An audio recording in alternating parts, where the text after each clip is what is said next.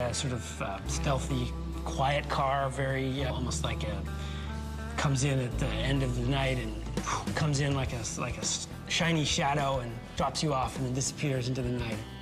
You can stay happy with the illustration, or if you have a few $100,000, Nick will finish off your vehicle just the way you like it. It's like the process of coming up with something from nothing and having an idea in your head and then seeing it real and getting to use it is really very rewarding. It's very fun. And I would encourage people to look at that side of it rather than all the struggle and cost.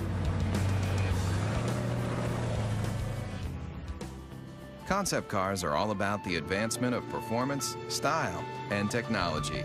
In fact, the future might just mean that anybody can design their own car from scratch. And some of these vehicles won't be built, they'll be grown. Whether it's traveling in tomorrow's super techno boxes, rolling down the highway in the newest style and performance, or getting behind the wheel of a retro futuristic power performer, there's little doubt that concept cars are built by people, for people who love dreaming about cars. We're actually trying to tug on the heartstrings of the customers, and usually the ones that are the most successful are the ones that do that in probably the most emotional way. The ones who make the money are the bold thinkers. They're the ones who go out there and say, you know what, I like this car. This car is important. It pushes all the buttons as far as we can tell. We're just going to build it. Those are the cars that inevitably, whether they're great successes in the number they sell, they're always the ones that you remember. The best thing I can say for the car business is, thank goodness people care. If nobody cared what the next model looked like, if the love affair was gone, it'd be pretty dull around here. Get a fourth job to get me the G35.